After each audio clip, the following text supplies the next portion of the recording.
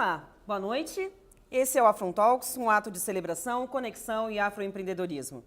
Acontece uma vez por mês aqui no Vila Flores, nós nos encontramos para traçar outras narrativas sobre sermos pessoas negras na tecnologia, nos negócios, nos empreendimentos. E quais os desafios que a gente passa ao longo dessa jornada de empreender.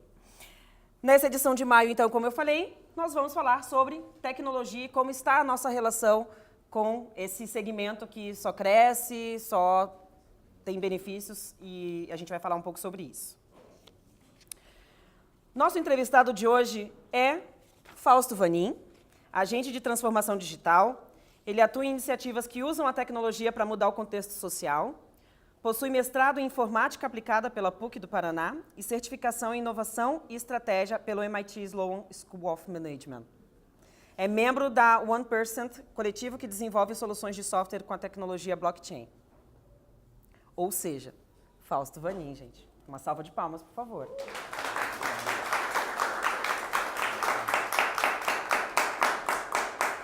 Como sempre, a gente vem agradecendo aí aos nossos parceiros que fazem essa roda girar, que fazem isso acontecer, que são os parceiros da Reafro, a Ubuntu Finanças, a Pérola Negra by Zezé, Postimetria, a Vandal, Divas Black, Território da Beleza, Baladão e Fagundes Advogados, Êxito Segurança, Icon Contabilidade, Yellow Educação Infantil e, claro, nossos queridos expositores e expositoras que estão por aí. Eu espero que vocês possam prestigiar o trabalho deles, contratá-los para outros eventos e outras possibilidades de negócio, conversem. O objetivo do nosso evento é que vocês possam se conectar, né? A gente sair um pouco das redes sociais e poder se conectar face to face. Isso é super importante, senão as coisas também não acontecem.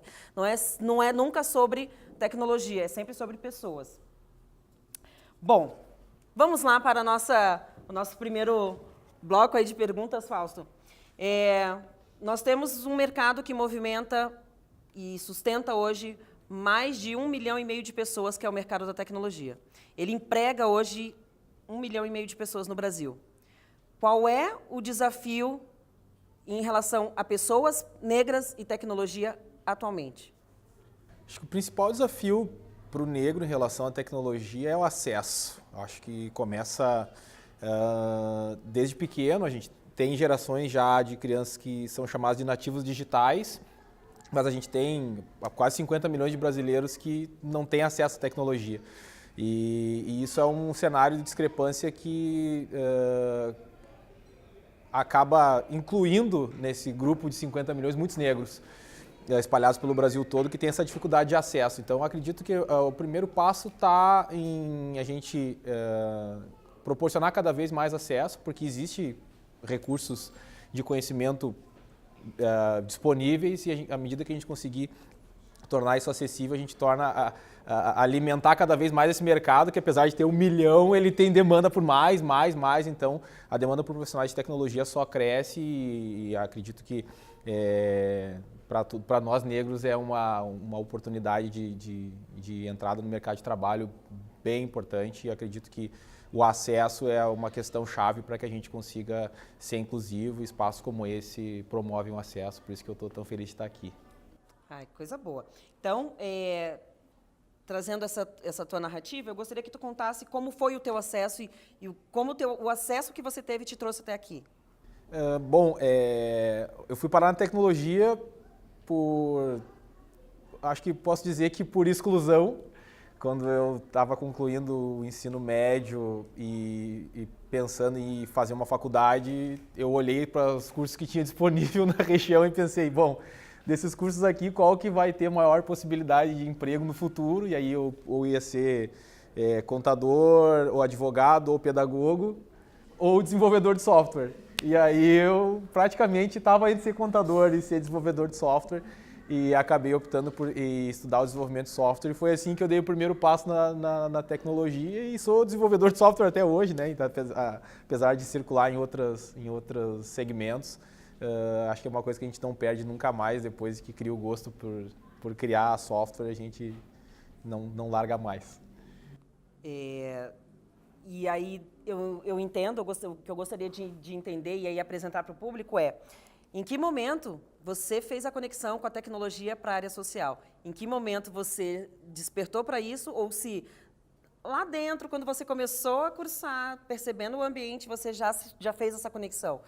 Precisa usar a tecnologia para o desenvolvimento da sociedade? Acho que foi uma conexão que demorou para acontecer na minha vida, assim, eu acredito. Porque no começo da carreira profissional, você é meio passageiro das coisas, assim, você não é muito comandante, assim, você faz escolhas, óbvio, mas você acaba se colocando numa posição em que outras pessoas decidem por você, né? Então você vai trabalhar numa empresa em que alguém decide quais os rumos da empresa que ela vai tomar. As pessoas te movimentam de um cargo para outro cargo e você aceita porque você vai ganhar mais. A pessoa te oferece uma oportunidade de morar em outra cidade e você vai porque aquilo pode te dar um futuro melhor. E eu não fui diferente de outras pessoas nessa trajetória, acabei, obviamente, fazendo escolhas, mas muito delegando para outras pessoas decidir o que ia ser da minha vida por conta disso. E acho que tive a felicidade de passar por pessoas que tomaram boas decisões em relação a isso e sou grato por poder estar aqui hoje por conta disso. Mas em um determinado momento da minha vida eu decidi empreender. E empreender para mim começou dentro de casa, então com as minhas filhas, enfim, com a minha esposa. E a gente optou por dar o primeiro passo trabalhando relações de afetividade em família, que é um problema social que está em todos os segmentos da sociedade. E a gente começou a abordar esse problema social e dali eu, obviamente, toquei em outras situações sociais muito mais graves, muito mais na base da pirâmide, e aí foi uma coisa que não parou mais na minha vida, então hoje faz parte do meu dia a dia, eu estou praticamente todo dia envolvido com um negócio social de alguma forma, enfim, sou fellow Social Good Brasil, sou membro da Aldeia da Fraternidade aqui, que é uma ONG lindíssima aqui de Porto Alegre, faço parte de uma aceleradora de negócios sociais que acelera projetos de vários lugares do Brasil, porque é uma coisa que para mim me movimenta bastante, que é, como eu trabalho com tecnologia, que é uma coisa que às vezes até é difícil de explicar, quando você vê que aquilo de fato gera uma mudança no contexto social, aí as pessoas entendem muito mais fácil. Entendi que isso vai melhorar a vida das pessoas, então fez muito mais sentido para mim essa trajetória até aqui de trabalhar com tecnologia a partir do momento que isso, de certa forma, muda o contexto ou faz bem para as pessoas, né, e não só movimenta, né, a minha conta corrente lá e tal, à medida que os meses vão passando. Então, gerou significado para essa trajetória.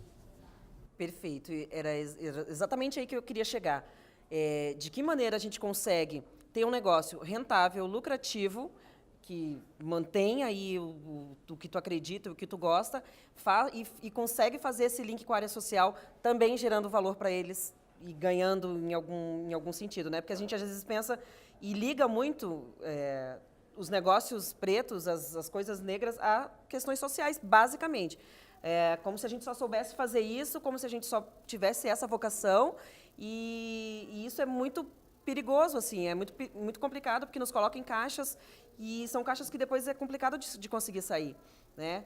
Eu tive esses tempos mesmo, eu estava num evento esses dias, nós estávamos num evento exclusivo para pessoas negras e tal, e aí, daqui a pouco, bateu uma pessoa ali na porta, interrompeu o evento em si que estava acontecendo, a pessoa bateu na porta e perguntou, depois tu me dá o contato dessas pessoas que estão participando desse evento, e eu estava no evento, né? Então tu está desconectado da questão.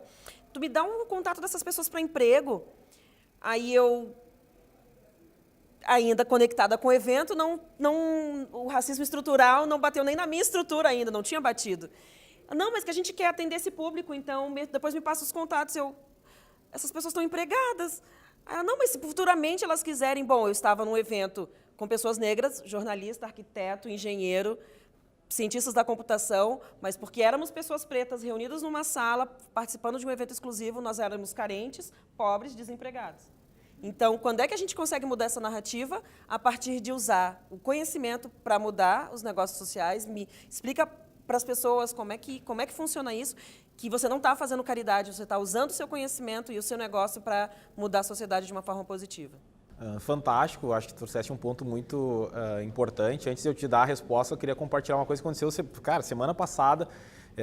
Eu estava preparando material, enfim, para um trabalho, e eu estava buscando materiais de uma grande empresa, peças publicitárias, enfim, para usar como exemplos no trabalho que eu estava montando, e busquei fiz uma busca no Google por imagens mesmo das campanhas publicitárias, botei o nome da empresa e campanhas publicitárias. Aí apareceu campanhas publicitárias, né, dos produtos da empresa, né, com um determinado perfil de pessoas, e apareceu campanhas do instituto vinculado à empresa, então de impacto social. Você consegue imaginar quais perfis de pessoas que apareciam numa peça e em outra peça, então isso é bem característico. Então acho que só reforça muito o que tu trouxeste. Acho que é uma coisa que a gente tem totais condições de mudar esse contexto.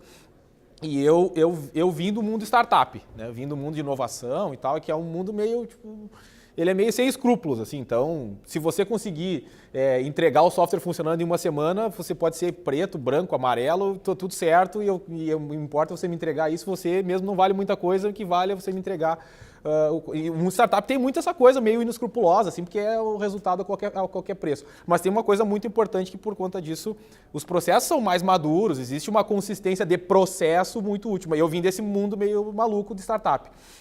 Mas eu fui picado pelo mosquito do impacto social.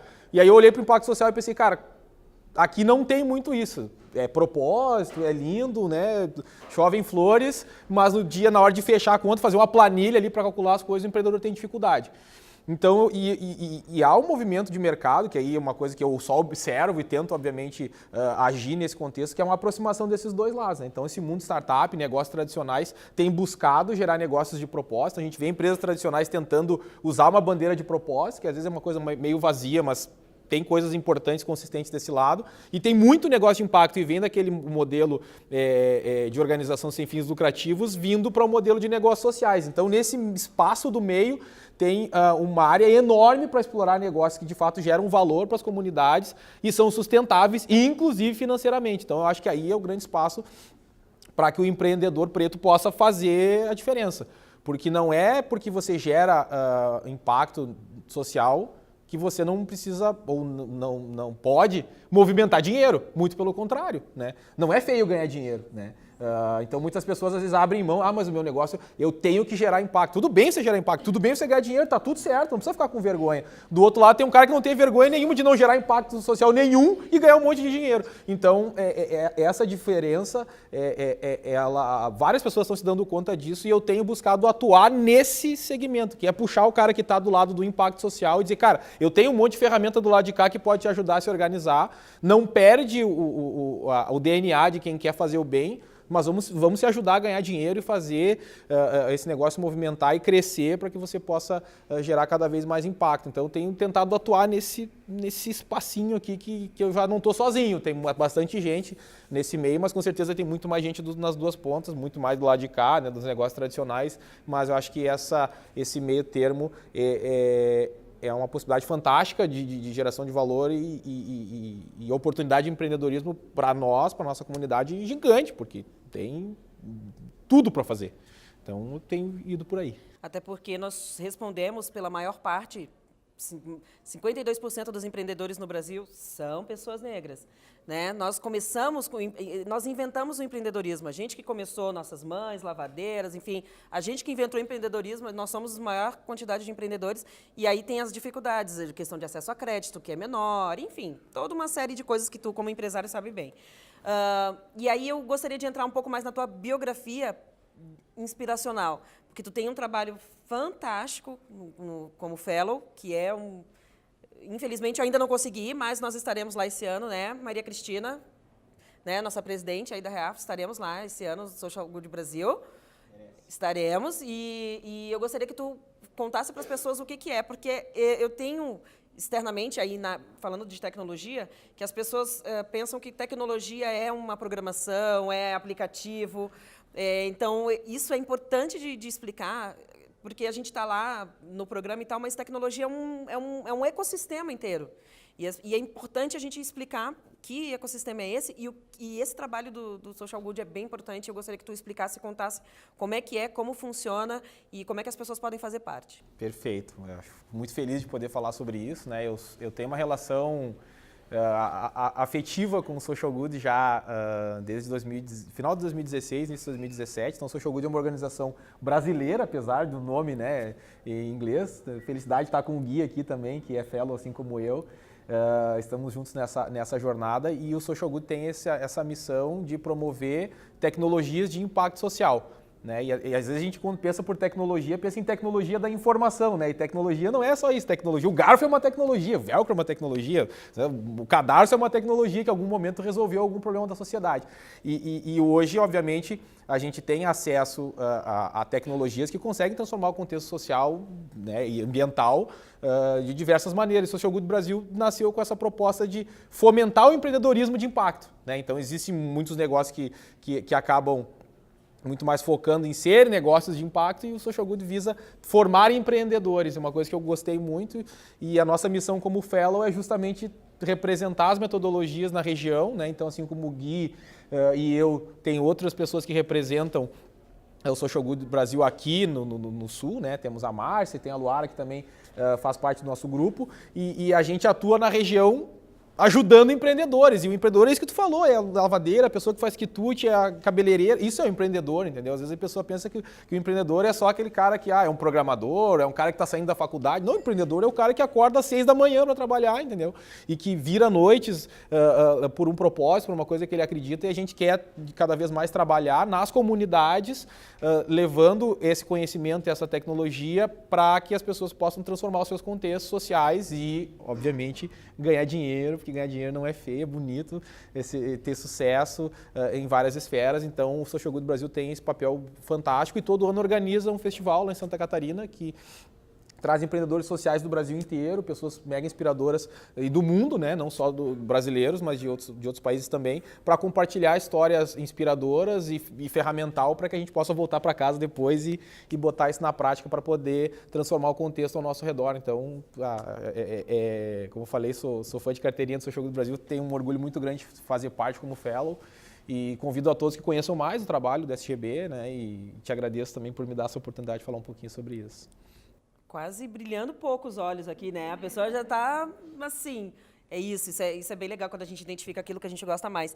E aí eu gostaria que tu falasse que nesse momento, quando você aborda ou é abordado, não sei bem como é que funciona o trabalho de vocês da captação, mas nesse momento, o que você enxerga de diferenças ou resistência ao aprendizado? Porque eu imagino, e aí é bem um achismo mesmo, eu gostaria que tu falasse sobre isso, quando a pessoa se introduz na tecnologia, ou seja, olha, existe esse mundo inteiro aqui, eu sei que você passou uma vida fazendo as coisas de maneira artesanal, quando ela é apresentada novos formatos, novas possibilidades de fazer, como é que tu sente? As pessoas estão resistentes, não estão? Como é que vocês quebram essa resistência em relação ao novo, ao aprender? Porque hoje, na minha área, na nossa área, trazendo um pouco mais pelo que eu faço, eu enxergo 100% disso. As pessoas têm muito mais medo de se abrir ao novo, de aprender, do que efetivamente o momento que ela realmente aprende 10 minutos, não precisa de muito tempo, né? Não sei qual é a tua percepção. Eu tenho exatamente essa mesma percepção, e eu respeito bastante esse momento de cada um, porque, queira ou não queira, a transformação ela é uma troca injusta, né? Porque você diz para a pessoa aquilo que ela não deve ter. Tipo, cara, isso aqui não faz mais sentido. E aí a pessoa perde uma coisa que ela tem como referência, que aquilo não é assim. A própria metodologia do Social Good Brasil, ao trabalhar a tecnologia com empreendedores sociais, visa o olhar para si, né? E aí você se conhecer um pouco melhor, entender aquilo que você faz bem, aquilo que as pessoas reconhecem em você, e a partir aquilo ser a tua referência e te alavancar a poder dar passos adiante. E eu acho que empreender, para quem ainda está na dúvida se quer empreender ou não, é um convite que eu faço, porque empreender, acho que é uma das melhores ferramentas de autoconhecimento, porque você explora os seus limites, né, em termos de resistência física, de ficar várias noites sem dormir para fazer alguma coisa acontecer, em termos de resistência emocional, de você dizer, cara, meu Deus, mês que vem não sei o que vai ser, não vai dar. Você explora os teus limites de você se colocar numa posição de humildade em relação a pedir ajuda para outras pessoas, que vai chegar no momento de fazer, cara, eu sei que tu manja muito disso e eu preciso de ajuda porque, cara, eu tô com muita dificuldade, eu tô há semanas, meses tentando resolver um problema e não consigo. E eu acho que essas 3 coisas, no mínimo, eu acho que elas fazem muito bem pra gente de alguma forma, porque elas nos colocam numa posição em que a gente entende que dá pra resistir mais, mesmo quando o barco balança, você sabe que, cara, dá pra aguentar, porque eu já passei por situações piores, então Acho que, no mínimo, isso é o que o empreendedorismo entrega. Então, fica o convite para quem ainda não experimentou viver essa vida louca de empreender, porque tem muita coisa boa também por trás disso.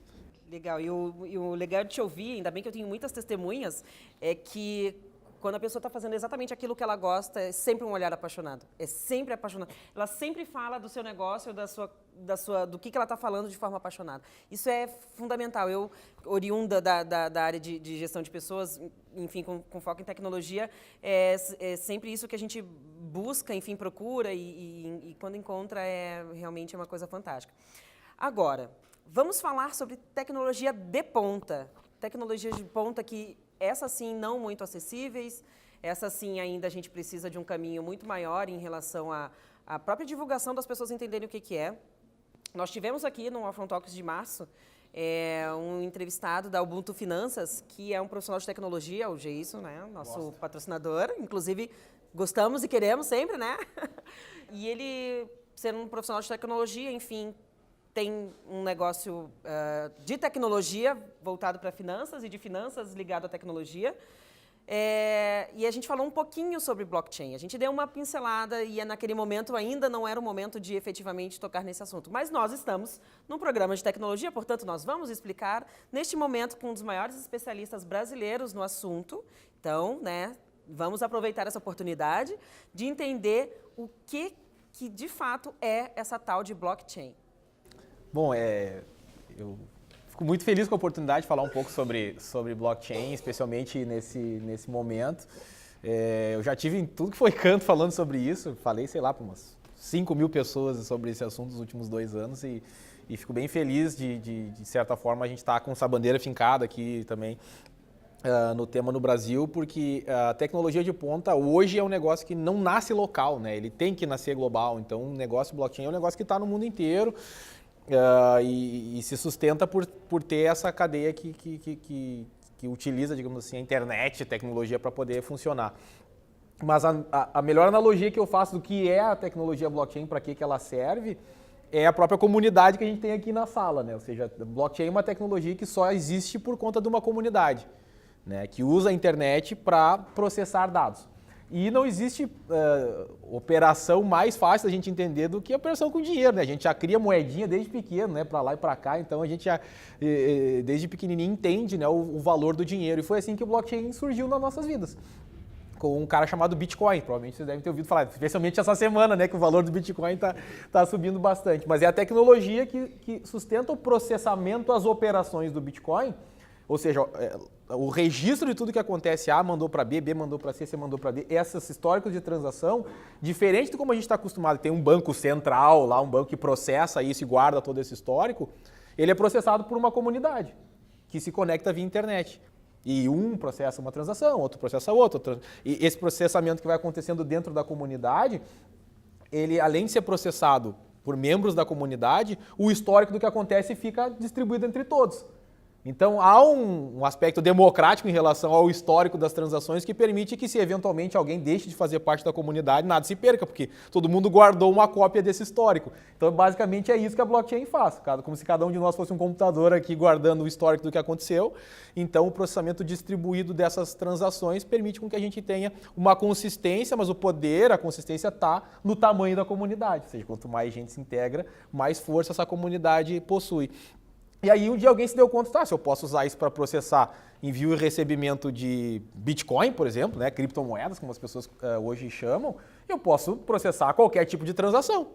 Né? Então, se eu mandar para você um convite, um diploma, como hoje a gente já tem em casos, a instituição, a universidade gera o diploma e faz um registro na blockchain para a comunidade dizendo, olha, eu, instituição tal, no dia tal, entreguei um diploma para tal pessoa. E aí, se essa pessoa um dia disser, cara, eu sou formado no curso tal, lá na blockchain, anos atrás, está o registro lá, porque daí você nunca vai poder apagar e invalidar isso, porque eu tenho uma comunidade gigante que tem esses dados dizendo, cara, no dia tal, hora tal, tal pessoa recebeu tal diploma de tal instituição. Isso está registrado de forma distribuída e, por consequência, imutável, porque mesmo que um diga, não tem esse diploma, outro diga, não tem, a grande consistência do grupo e da comunidade dá essa verdade de que essa informação realmente aconteceu nessa data e tudo mais. Então, o blockchain ganhou esse interesse da comunidade de tecnologia por causa dessa característica bem diferente. Então, ela diminui ou, em muitos casos, elimina esse centralizador que toma todas as decisões e distribui o poder para a comunidade que processa esses dados, se alavanca com o uso de internet e permite, processar transações de praticamente qualquer coisa, né? Então, isso dá um poder muito grande. Eu tenho trabalhado com isso aí há uns 3 anos, virou meu dia a dia, né? Em vários segmentos, no varejo, obviamente, indústria financeira, educacional. A gente acabou de entregar um projeto para uma universidade que faz registro de diplomas, mercado imobiliário, investimento em startups, ou seja, você consegue ter registros imutáveis distribuídos em comunidades, em redes, para qualquer coisa, né? Então, quem quiser saber mais, enfim, eu estou bem envolvido com o tema, fica aí o convite para a gente interagir depois e mergulhar um pouco mais nesse mundo que, para mim, é fascinante, justamente por ter essa questão do poder de se alavancar por comunidades e crescer com aquilo que o grupo abraça e faz acontecer. Acho uma coisa que é bem, bem interessante. Uau! E, afinal de contas, a pergunta que não quer calar é: onde está o Satoshi?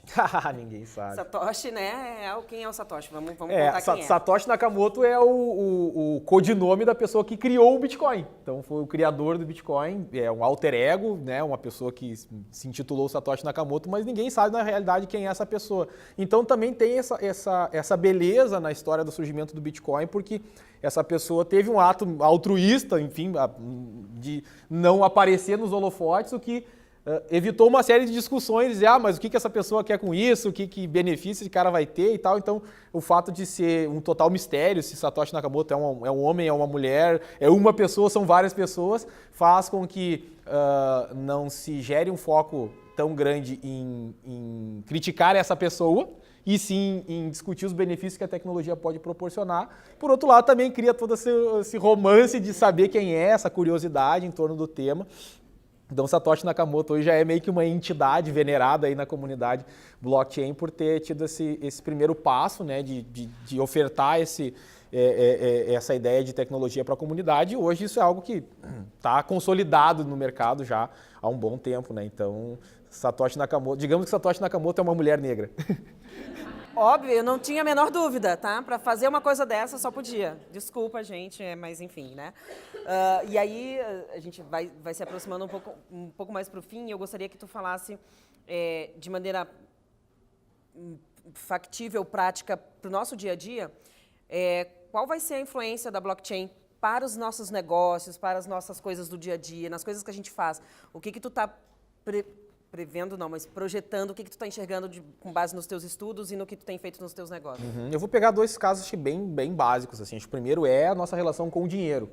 Sem dúvida vai mudar na relação do indivíduo com o dinheiro. O mercado financeiro vai passar por algumas mudanças, já tem passado, obviamente, mas eu pego questões básicas como microcrédito, por exemplo. Então a gente tem visto cada vez mais essa questão de poder trabalhar com comunidades, potencializar isso cada vez mais, que comunidades como a nossa possa criar o Black Money como uma criptomoeda e se ajudar e fazer acontecer um novo mercado. Então, talvez não vai ser só um grande novo mercado, mas muitos mercados pequenos, ou seja, são muitas microeconomias que vão, de certa forma, gerar um grande impacto na maneira com que a gente se relaciona com o dinheiro. Então, não só na circulação do dinheiro, e também vai acontecer uma mudança grande em meio de pagamento, com certeza, né? Então, o cartão de crédito, como a gente conhece, certamente vai mudar num curto espaço de tempo. E outra relação que eu trago, que eu acredito que também vai mudar, é a relação que a gente tem com os nossos dados. Hoje a gente vive uma promiscuidade, digamos assim, na maneira que a gente trata os nossos dados, que é muito grande, né? A gente faz, de novo, uma troca injusta, né? Ou seja, tem muitos serviços na internet que são de graça e a gente nunca parou para pensar por que eles são de graça, né? Na verdade, eles são de graça porque a gente está dando os nossos dados e recebe um monte de propaganda e não entende como, né? Então, essa é uma troca injusta que, de alguma forma, vai mudar, né? Então, tem muitas discussões acontecendo em torno de Facebook, por exemplo, que é uma plataforma que tem isso muito forte. E o blockchain tem essa coisa de também esse ativismo. Tu falar na raiz, Satoshi Nakamoto, cara, ele é um anarquista, entendeu? Que tem como bandeira dar para o cidadão autonomia sobre seus próprios dados. Então, o blockchain nasceu dessa indignação e usou o dinheiro como a primeira plataforma de ativismo. Então, eu acredito que essa mudança também vai acontecer de alguma forma na maneira com que a gente se relaciona com os dados e talvez a gente vai ter um pouco mais de autonomia sobre os nossos próprios dados, que é uma coisa que a gente ainda não parou para se preocupar e é um ativo valiosíssimo que no futuro próximo acho que vai mudar a nossa relação um pouco ou muito motivado por esse fator blockchain. Literalmente muito próximo, né? A gente tem a projeção de, nos próximos 3 anos, 50% das empresas estarem usando blockchain para alguma coisa dentro dos seus processos. Então, é agora. A gente está colocando o futuro como se ele tivesse a um super passo de distância e o futuro está aqui, né? Para encerrar, assim, uma pergunta bem importante. A gente tem visto, e aí eu também, em função do trabalho, mas a gente tem acompanhado aí uma explosão de escolas de programação, de introdução à programação. Todo mundo fala, vamos estudar programação, vamos aprender a programar, vamos aprender, todo mundo tem que programar, aquela coisa toda. E aí a gente acaba também criando um mito, uma opressão dentro da própria necessidade de se aprender coisas novas. Então, o aprender a programar talvez não seja exatamente a competência do século que a gente está sendo exigido a ter, mas o pensamento computacional. E eu sei que, obviamente, tu tens aí, tu faz cursos sobre, enfim, tem empreendimentos sobre ensinar programação. Então, eu gostaria de saber como você tem visto e o quão importante é nós nos abrirmos de uma maneira geral, independente de trabalhar ou não com tecnologia, todas as pessoas deveriam aprender ou a programar efetivamente uma linguagem, ou introdução ao pensamento computacional e o quanto isso muda, enfim, é uma soft skill importante para a gente ter, para manter a nossa empregabilidade ou até pensar em outras coisas. Excelente pergunta. A minha relação com a educação é de muito longa, né? Família de professoras, enfim, eu tenho uma relação muito forte com a educação, mas há um tempo atrás eu me dei conta, obviamente aprendendo com pessoas que estão nisso há mais tempo, que existe uma diferença muito grande entre ensino e aprendizagem, né? E a gente vem de um modelo educacional muito voltado ao ensino e menos voltado à aprendizagem. Então a minha indignação está muito mais com isso do que só com a questão da tecnologia em si. Então eu tenho buscado formas de desenvolver mais processos de aprendizagem novos, né? Porque eu acredito que a gente limita menos as crianças quando a gente foca mais na aprendizagem do que no ensino, né? E mesmo assim a gente impõe limites para eles que, se a gente não impusesse, eles estariam cada vez mais longe na vida deles. E eu escolhi gerar impacto na sociedade a partir daquilo que eu consigo trazer de melhor. Então eu me reconheci como um cara de tecnologia e eu acredito que a partir daí eu consigo potencializar algo que eu faço bem para gerar, enfim, um impacto positivo na sociedade. E por conta disso eu juntei uma coisa com a outra, de começar a empreender no segmento educacional com aprendizagem de programação para crianças. E eu acredito que é um conhecimento muito importante, tu está coberto de razão quando fala no pensamento computacional, porque lá na escola, por exemplo, a gente não forma programadores, a gente não é uma escola que a pessoa vai bater na porta lá para oferecer emprego, entendeu? Lá a gente vai ter veterinários, advogados, médicos, artistas, músicos, pessoas de todos os segmentos que de lá sairão com uma capacidade de utilizar uma forma de pensar as coisas diferente, porque a tecnologia, a ciência da computação nos traz ferramentas, né, de pensamento e de resolução de problemas que não são tão comuns no nosso dia a dia. Então, quando a gente entrega para um jovem, para uma criança, um conhecimento como esse, ela consegue pegar um problema complexo e dividir em problemas fáceis, e resolver os problemas fáceis numa ordem lógica que ele resolva isso no menor tempo possível, né? Então parece uma coisa simples, mas não é algo que simples a ponto de você conseguir absorver isso sozinho. Então eu acredito que a importância de termos escolas nesse sentido é por conta disso. Então democratizar esse conhecimento, tornar ele acessível para crianças e a gente poder ouvir, como a gente, enfim, tem vários relatos bacanas na escola, mas uma mãe comentando do filho que a professora perguntou do que todas as coisas são feitas. Ninguém sabe, o menino ergueu a mão com vergonha, mas falou, todas as coisas são feitas de átomos, né? E aí a professora, mas onde é que você aprendeu isso? Eu aprendi lá na escola de programação. Então, aprendeu sobre átomos na escola de programação. Ele não está lá só para aprender o que é o software e tudo mais. A gente fica super orgulhoso disso, porque tu vê o quanto transforma a vida da criança sentir que é capaz e que o conhecimento dela complementa dos colegas e que é um espaço em que a aprendizagem dele não fica só restrita àquela caixinha de fazer software e que pode se integrar com o contexto educacional da escola. Então fica sim esse convite para todos. Eu trabalho com adultos e com crianças a questão do pensamento computacional com um foco em trazer isso para a vida das pessoas e nada mais útil, né? E começar, como a gente começa, por fazer compras no supermercado. Então a gente transforma num processo eficiente e eficaz fazer compras no supermercado e para que a gente possa ver que algo tão simples, né, quanto, né, comprar arroz e feijão pode servir como exemplo para que a gente possa até mesmo escolher em quem votar, né, usando o pensamento computacional como uma técnica de seleção e análise de dados, né? Então, é o tipo de conhecimento que a gente coloca na prática. Então, fica um convite a todos, né? Obviamente, como eu falei, eu sou suspeito de falar sobre isso, mas escolhi gerar impacto a partir de algo que eu entendi ao longo do tempo que eu acho que faço direitinho. Com certeza. Senhoras e senhores, Fausto Vanin.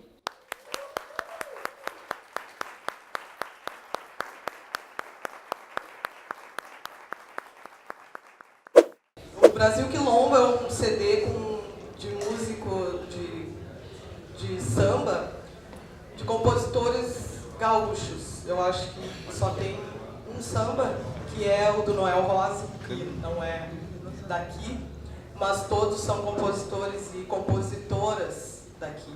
E é muito importante estas sambistas que estão no Brasil Quilombo, porque eu, antes de tudo, sou fã de todas elas, né? E tem a Zilá Machado, que já nos deixou, Pamela Amaro e Delma Gonçalves.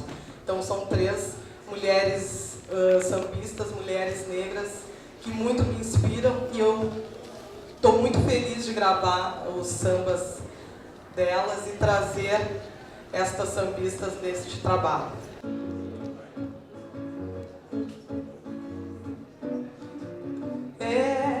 A história é simples assim. A caixa da bateria se encantou pelo tamborim. A história é simples assim. A caixa da bateria se encantou pelo tamborim. Alas que não se cruzavam, foi a cadência quem os uniu. O samba cupido perfeito é suspeito do amor que surgiu. O bamba perdido no samba sempre corre o risco de se encantar. A caixa vestida de branco repicou a luz do luar. Tamborim que acompanhava não deixou de lhe admirar. Anunciado o romance, eles estão juntos a tocar pelas ruas. A história é simples assim. A caixa na bateria se encantou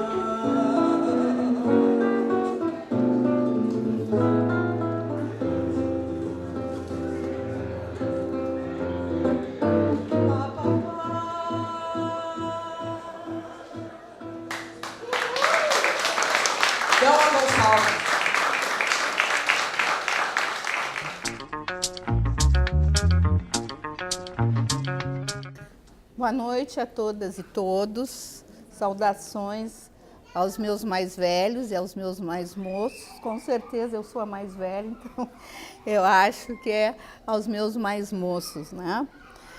Eu sou Maria Cristina Ferreira dos Santos, filha de Elmira Ferreira e Ataliba José Ferreira, neta de Helena Ferreira e Francelino Ferreira, e Fábia Mendonça e Miguel Ferreira. Sou uma mulher do axé, uma mulher negra e uma tinuquê, aquela que merece carinho. Então é com muita alegria que a Reafro RS e o projeto Afro Mentoring recebem todos vocês que tiveram, vamos dizer assim, a coragem de sair do seu ponto de acomodação. Poderiam estar em casa, assistindo a novela ou vendo as notícias, quem sabe tomando um drink, embora a gente tenha nossas cervejas implicantes aqui, mas poderiam estar num happy hour e estão aqui hoje. Isso é muito bom, né? Esse passo com direção à diversidade, né? Hoje eu estou, acho que cadê a Onília? Onília, nem a Baladão. Eu estou presidente da Reafro RS, de direito ou de fato? Que a gente está iniciando agora. Então, hoje, eu estou presidente da Rede Brasil de Afroempreendedores e a gente tem esse orgulho, né, dessa equipe maravilhosa que produz o Afro Mentoring. Bom, esse mês de maio foi um mês muito dedicado às mulheres, né? É mês das noivas, mês das mães. Embora as noivas a gente não ouve falar muito, mas se ouve falar muito do mês das mães. Mas para nós também tem um significado do 13 de maio, né? 13 de maio de 1988. Então, o pessoal sempre se divide, né? Essa data não nos representa, a data que nos representa é o 20 de novembro. Mas eu creio que o 13 de maio ele tem um papel fundamental, que é de reflexão, né? Um papel de reflexão no sentido de a gente analisar de onde saímos e onde nós estamos e de reconhecer a história dos nossos antepassados. É claro, como diz o samba da Mangueira, a liberdade não veio das mãos de Isabel, né? Nem caiu do céu. Ela veio de muita luta de homens negros, mulheres negras, homens e mulheres brancos abolicionistas e muitas revoltas que tiveram no país e que, infelizmente, a maioria dos livros não nos contam, né? Eu, pelo menos, no meu tempo, não fiquei sabendo de todas aquelas revoltas. E hoje ainda a coisa é meio tímida. Então, nós temos sim que contar as nossas histórias para os nossos filhos, netos e bisnetos, né? Referente à escravização dos negros, né? Porque nós não descendemos de escravos. Nós viemos ser escravizados nas Américas. Então, a escravidão no início ela até se deu assim, tipo, vamos lá, caçamos um preto, principalmente o primeiro grupo de negros que chegou, de origem banto, mas depois a coisa foi se refinando. Não foi qualquer negro e qualquer negra que veio para o Brasil. Eram pessoas que entendiam muito de mineração, muito de agricultura, né? Enfim, de todo esse cuidado, até da metalurgia, né? Da coisa do ferro, de fazer instrumentos. Então, não foi assim à toa que essas pessoas chegaram aqui e, de repente, faziam tudo aquilo, caiu do céu, elas aprenderam. Não, elas já vinham com esse aprendizado. E éramos escolhidos a dedo. Não era assim, pega aquele negrinho lá e vamos. Não. Foi muito bem direcionado essa história escravagista, né?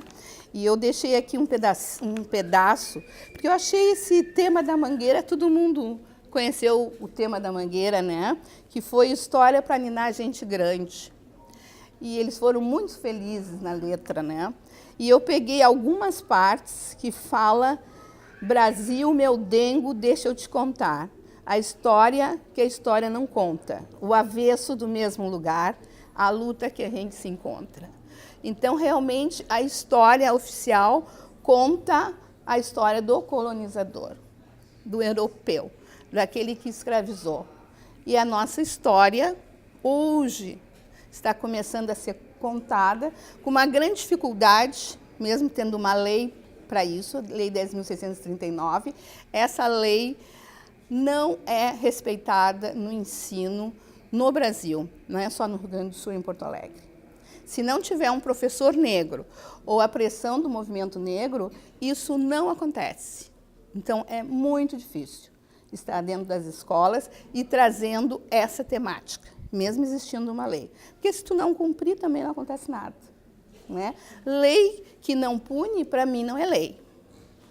Então, ter uma lei em que o cara, se quiser, faz ou não, para nós não adianta muita coisa, né?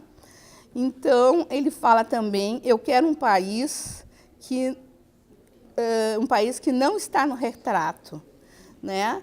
Porque o que a gente vê é sempre os mesmos retratos, né? Da Princesa Isabel, Dom Pedro II, coisa maravilhosa. Mas, na verdade, nós que fomos o protagonista, porque não foi assim, a Princesa Isabel acordou e disse, vou libertar essa negrada. Claro que não, né? Existia uma luta muito grande interna no país e também externa.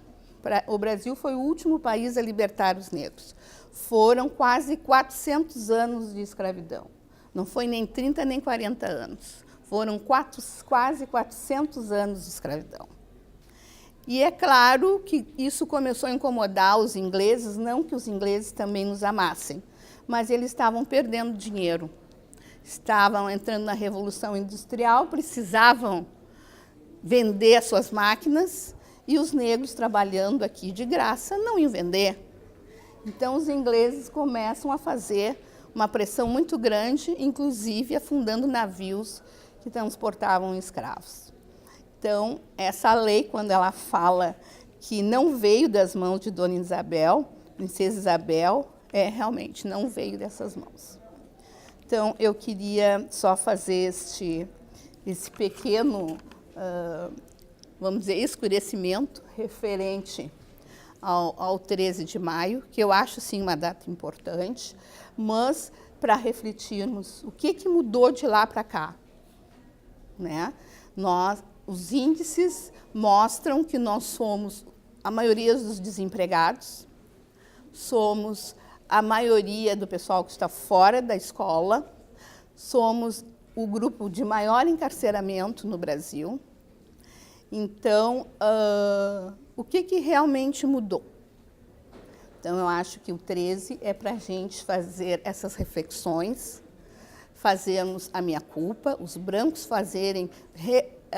repensarem os seus privilégios, porque a escravidão, sim, enriqueceu muita gente, né? E a escravidão foi a grande base do capitalismo. Então, a gente tem que rever essas ações, rever essa atitude e constantemente falarmos para os nossos filhos, sobrinhos, afilhados, contando essa história, porque vocês não podem esperar que a professora vai contar. A não ser que vocês estejam realmente muito presentes na escola e exigindo que isso aconteça, que essa lei seja aplicada. Né? Enfim, mas quem é que está vindo pela primeira vez no Afromentoring? Então, na verdade, o meu papel é falar sobre frases racistas, né? Eu fiz essa introdução, mas o meu papel é para a gente, para mim falar sobre alguma frase que a gente costuma, negros, ouvir com constância. Mas antes eu queria só frisar uma coisa que o nosso entrevistado falou sobre a nossa relação com o dinheiro. Nós, negros, temos uma péssima relação com o dinheiro. Nós temos muito crenças negativas. Dinheiro é ruim, dinheiro não presta, dinheiro não traz felicidade, e isso está muito enrustido. E nós, negros, quando ganhamos dinheiro, primeiro a gente tem que acertar toda a família, é ou não é? Tem que ajudar o tio, a mãe, o primo, traz para morar comigo, manda dinheiro, blá, blá, blá. Então, fica muito difícil. E quando a gente não faz isso, a gente se sente muito culpado. Meu Deus, eu estou ganhando dinheiro e a minha tia não está legal. Está lá no interior, não sei do que, passando muito trabalho. Então, tem que ajudar a tia.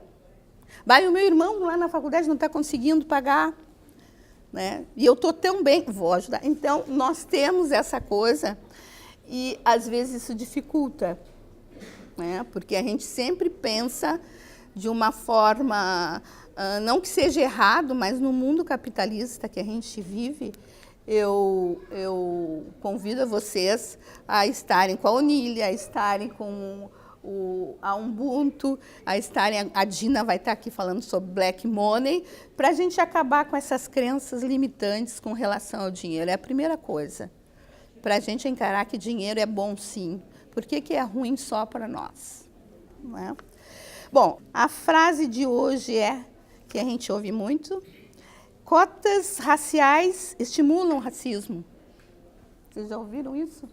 Cotas raciais estimulam o racismo. O que vocês querem? Vocês querem briga, é uma revolução, é gente matando gente, porque isso aí estimula o racismo, né?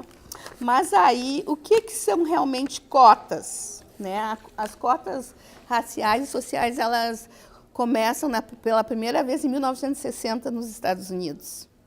Né? Lá começa essa política de ação afirmativa, né? A fim de garantir uma parcela da população, né? Que sofrem essa desigualdade, ter acesso a empregos na área pública, através de concurso, e também nas universidades e nas escolas. Mas quando isso foi implantado no Brasil, e hoje não muito, houve assim um terremoto. Como assim? Agora vocês vão querer cotas? Vai dar briga? Vai dar problema? E a gente viu que, principalmente na URGS, a URGS amanheceu pichada, que a gente diz, né? De frases racistas no muro de muitas das faculdades, né? Principalmente as de elite, medicina, engenharia, né? Fora negros, voltem para a África, aqui não, coisas desse gênero. E hoje ainda acontece. Não tanto porque muitos dos alunos formam coletivos, né? E conseguem se fortalecerem, porque o racismo ele adoece muito as pessoas. E só tem uma forma de se blindar, é estando juntos. Então, é muito importante, né, essa coisa de estarmos juntos nessas ações, né, participarem da Reafro, os afroempreendedores, auxiliarem com o Afrotalking, né, com apoio, porque vocês não pensem que é fácil, a gente se vira nos 30 para fazer o Afrotalking. Não é assim. Muita gente trabalhando voluntariamente, né? E as cotas não são uma coisa nova no Brasil, né? A primeira Constituição brasileira, promulgada em 25 de março de 1824, criou o voto censitário.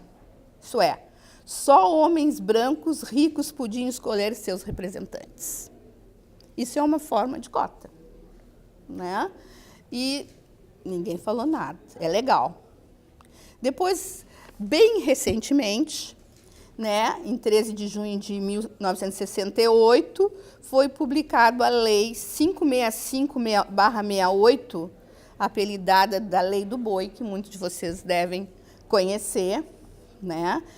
E tem muitos agrônomos e veterinários com mais de 65 anos que foram formados em universidades públicas gratuitas e entraram usando essa lei, que foi extinta em 1985, na qual filhos de agricultores, agropecuaristas, enfim, podiam entrar nessas universidades e cursos técnicos, tinham 50% das vagas. Também a gente não ouviu ninguém reclamar disso. Agora, quando se sabe que no Brasil, no dia 14 de maio de 1888, que eu chamo dia do Te Vira Negão, Te Vira Negona, porque disseram, podem ir, mas isso não tinha casa, comida, trabalho, saúde, absolutamente nada. Vindo mão de obra do exterior, né? E essa mão de obra é que era utilizada. Aí vem uma lei de vadiagem, negrão andando assim pela rua e ia preso, já começa ali o encarceramento da população negra. Nós não podíamos frequentar a escola pública. Nós não podíamos ter propriedades, mesmo tendo dinheiro para comprá-lo. Então, houve realmente uma diferença muito grande entre a população negra e não negra. E é por isso que existem as cotas. Então, quando falarem para vocês a respeito de cotas raciais estimulam o racismo, vocês já têm uma história para contar. Muito obrigada.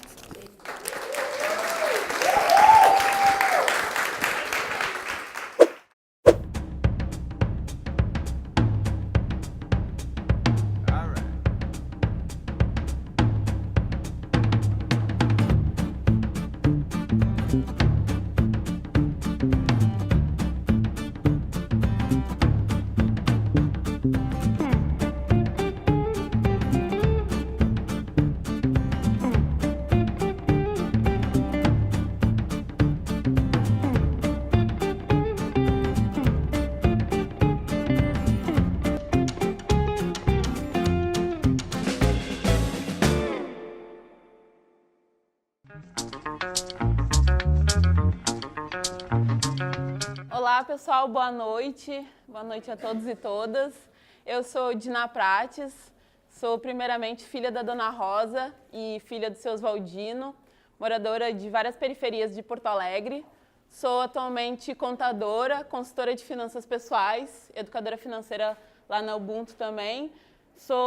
Sempre gosto de dizer para as pessoas que eu sou sonhadora na prática, né? E a minha meta de vida é que todos nós sejamos também. Então, hoje, essa noite, eu vou falar um pouco sobre educação financeira, o movimento Black Money, a importância da organização financeira nas nossas vidas. Chega aquela hora do dinheiro, né, que todo mundo gosta. Ah, a Dina vai falar de dinheiro, como é que eu vou fazer agora para ganhar mais dinheiro, né? Então, tentar pensar um pouco nisso, assim, fazer uma reflexão. Foi muito bom ter vindo depois da fala da Cris, assim, porque eu também esqueci de dizer que eu sou uma mulher, eu sou a Tino Quer, aquela que merece carinho, que é um coletivo de mulheres negras que temos aqui em Porto Alegre. Eu acho que a gente sempre se apresentar e falar de onde a gente vem é muito importante para a gente saber também como que a gente vai ingressar nesses espaços e como as pessoas percebem as nossas trajetórias. Mas eu queria começar tudo lendo um trechinho para vocês de quem eu digo que é o meu mestre das finanças. Nunca fique liso, sempre mantenha uma reserva. Sempre deve haver algo com o qual você deve se sustentar na hora da necessidade. Dinheiro é o sustento da vida. Ele paga todas as necessidades e oferece segurança para todas as oportunidades. Ao ganhar dinheiro, o indivíduo nunca deve gastar mais do que recebe. Isso é um mau negócio. Esse trecho é do livro do Marcus Garvey, Procure por Mim na Tempestade. Garvey falava isso em 1920, ele é um dos maiores idealizadores do movimento Black Money no mundo. Garvey era um jamaicano que saiu da Jamaica, foi para os Estados Unidos, foi estudar, entender melhor como que a gente podia implementar formas de reerguer o nosso povo. E eu vou falar numa construção de povo, porque nós somos um povo, nós não somos uma população restrita a um território geográfico. A gente precisa se entender como comunidade e a importância disso tudo. Então, o que Garvey trazia para nós? Garvey, em 1920, falava a importância da gente ter empresas negras e fomentar o black money dentro das nossas comunidades. Os recursos tinham que girar dentro da nossa comunidade. Garvey conseguiu criar uma organização com mais de 100 milhões de pessoas filiadas, inclusive no Brasil. Na Bahia, a gente tem registro da organização do Garvey, que era a UNIA. E por que eu começo com Garvey, né? Para a gente entender que o nosso povo tem história. E como bem disse a Cris e disse muito bem os outros palestrantes, a gente não começa a empreender só a partir de uma necessidade. A gente tem uma construção histórica, a gente tem uma construção ancestral que vem desde o continente africano. No continente africano, as mulheres negras eram as responsáveis pelas organizações econômicas. Então, a gente precisa entender de onde que vem a nossa gana por empreendedorismo e as nossas novas formas de organização. Porque se a gente está resistindo até hoje, foi porque alguma coisa tá dando certo para a gente poder resistir. A gente precisa melhorar? Precisa, e muito. Então, eu gosto sempre de fazer esse parâmetro inicial. E eu digo que a minha maior educadora financeira é a minha mãe.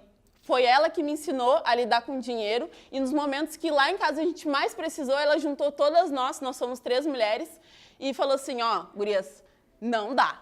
Não tem dinheiro, não tem pro tênis, não tem pra calça e vai viver com o que tem. Quando a minha mãe disse isso para nós, a gente ficou assim, nossa, eu estava mudando de escola. Eu sempre gosto de falar isso, eu estava mudando de escola, né? Eu estava com 13, 14 anos, é o momento que a gente quer andar gatinha, tinha de Matos e tal. De Matos custava, quem sabe da época da de Matos conhece, né? O quanto que custava uma de Matos, né? Nunca tive, nunca quis ter, depois que eu aprendi. Mas a minha mãe pegou e colocou todas nós. O pedreiro largou a nossa casa pela metade e ela falou, cada um vai contribuir com um pouquinho. A gente pintava a casa, botava brita, pregava coisa, mas fazia de tudo. Eu, assim, sou contadora, mas eu sirvo muito bem para manutenção também, porque eu sei fazer de tudo. Mas o que a minha mãe trouxe naquela época? E ela começou a me desportar quando eu era muito pequena. A importância de eu entender o valor do dinheiro, a importância de eu entender que os recursos que ela tinha eram restritos, mas era muito importante que eu não saísse querendo pedir, mãe me dá isso, mãe me dá aquilo, porque ela não tinha para me dar. Mas dentro do contexto que a gente vivia, ela ia fazer com o que ela podia. Então, eu falo que a minha mãe é a minha maior inspiração de educadora financeira. Em segundo vem a minha irmã, porque a minha irmã é pior do que eu. Vocês não têm ideia. Conhecer a Michele Romero é assim, ela é fechada do que só ela. Mas a minha mãe sempre falava da importância de que eu tinha que ganhar o meu dinheiro, mas eu também tinha que construir uma reserva e que eu não podia gastar todo o meu dinheiro no início. O que muitas vezes das nossas famílias, e principalmente famílias negras, nós temos? Nós temos um histórico que nos destitui de humanidade, nos destitui de identidade, de educação, de saúde, de dinheiro, de acesso ao mercado de trabalho. A gente precisa entender todos esses elementos e quando a Cris fala assim, maior amor, porque é a partir desse histórico que a gente está falando de dinheiro. Então, dinheiro dentro das nossas famílias ainda é um tabu. É muito difícil. Quem é que chega em casa e fala assim, mãe, estou ganhando 5 mil reais por mês? Nah, ninguém vai falar. Os parentes vão olhar para nós e vão dizer, ela está ganhando mais, está concursada. Ajuda, tem que me ajudar. Mas como que a gente muda esse pensamento dentro das nossas famílias? As pessoas precisam entender que quando elas se desorganizam, elas dependem de um orçamento.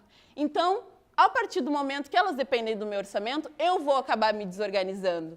E é o limbo que muitas vezes as nossas famílias vivem, que a gente não consegue crescer e a gente não consegue se desenvolver. Como a gente vive num mercado de trabalho que nos veta e paga muito menos do que para pessoas brancas, então uma pessoa negra com a mesma formação, ela vai ganhar até 50% do salário de uma pessoa branca. Como que a gente enfrenta esse contexto?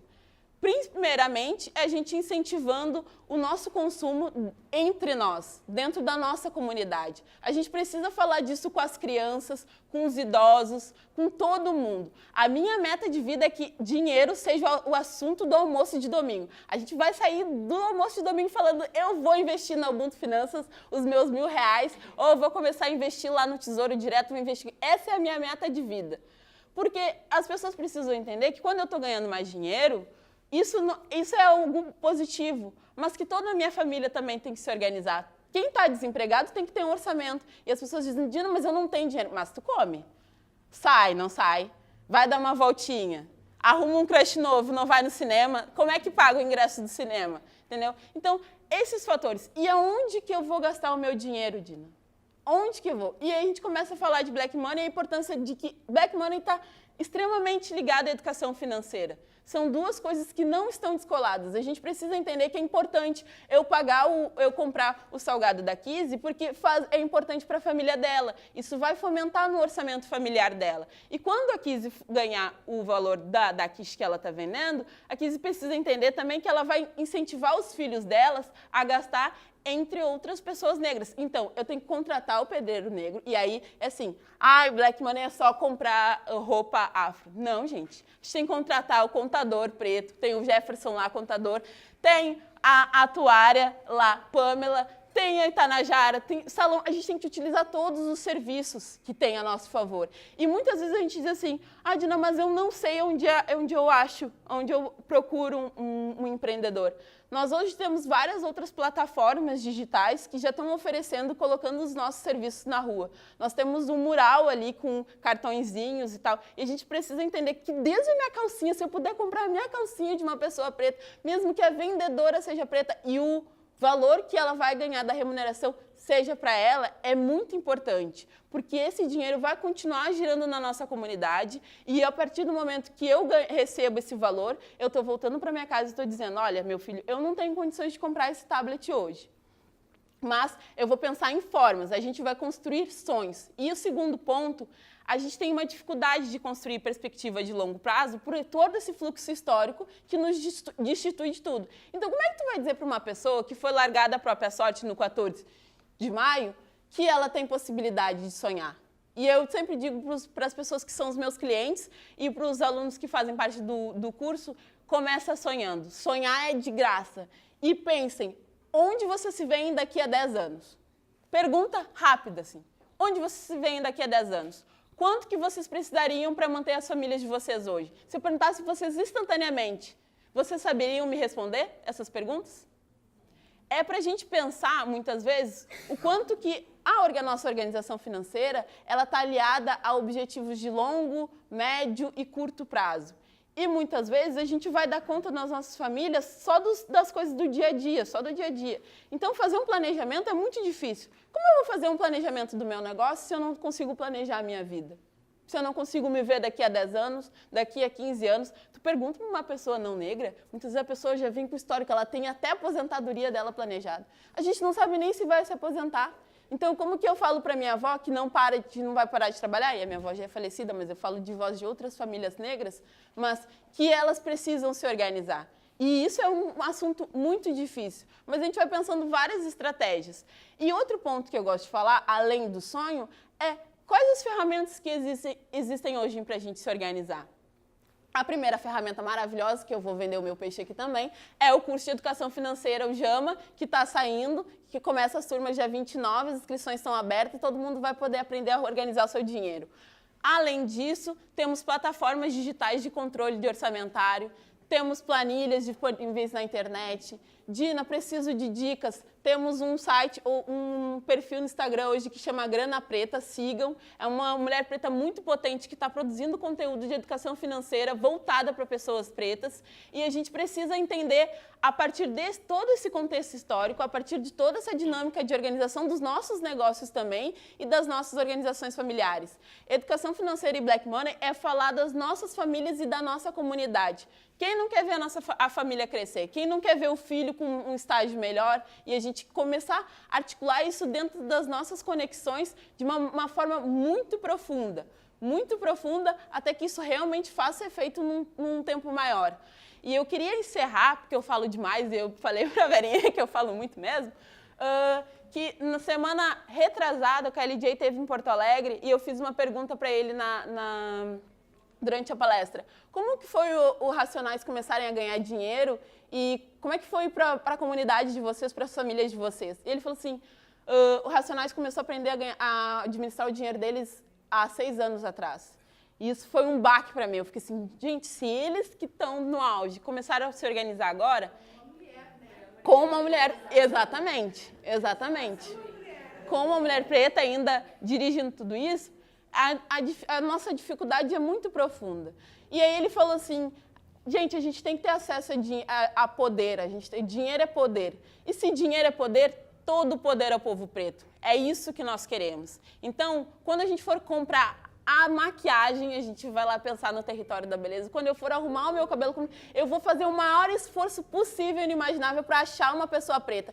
E se o trabalho dela não for de qualidade, eu vou dizer assim para ela, olha, irmão, tu precisa melhorar. E a gente vai buscar ferramentas também de formar esses negócios. E por isso que eu vou falar a última coisa, que está abertas as inscrições do Afrolab Porto Alegre, Afrolab para Elas. Vai ser um curso de formação para empreendedoras negras. Se inscrevam, quem tem interesse, vai ser um processo de imersão. E esse evento é idealizado pela Feira Preta de São Paulo. Então, a gente precisa também ir lá na Reafro, ver o que está acontecendo quando tem um Afromentory, todas as atividades, para também formalizar essa pessoa e instrumentalizar esse negócio, para que ele não continue faturando menos, como é a realidade dos nossos negócios, e continue fomentando as nossas famílias negras e sustentando a nossa comunidade. Eu acho que era isso, pessoal.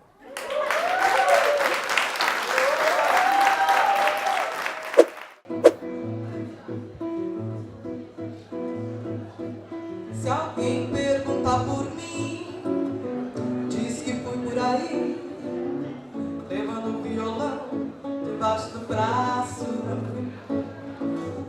Em qualquer esquina, eu paro, em qualquer botequim, eu entro e se houver motivo, é mais um samba que passo. Se quiserem saber se eu volto, diga que sim, mas só depois que a saudade se afastar de mim. Mas só depois que a saudade se afastar de mim. Se alguém perguntar por mim, diz que fui por aí, levando o violão debaixo do braço. Em qualquer esquina, eu paro, em qualquer botequim, eu entro e se houver motivo, é mais um samba que passo. Se quiserem saber se eu volto, diga que sim, mas só depois que a saudade se afastar de mim. Mas só depois que a saudade se afastar de mim. Eu tenho um violão pra me acompanhar, tenho muitos amigos, eu sou popular, eu tenho a madrugada como companheira. A saudade me dói, o meu peito me rói. Eu estou na cidade, eu estou na favela, eu estou por aí, sempre pensando nela. Eu estou por aí, sempre pensando nela. Eu estou por aí, sempre pensando nela. A sorrir eu pretendo levar a vida, pois chorando eu vi a mocidade perdida. A sorrir eu pretendo levar. Tá bonito. A vida, pois chorando eu vi a mocidade perdida. Fim da tempestade, o sol nascerá. Fim dessa saudade, hei de ter outro alguém para amar. Ah, sorrir eu pretendo levar a vida.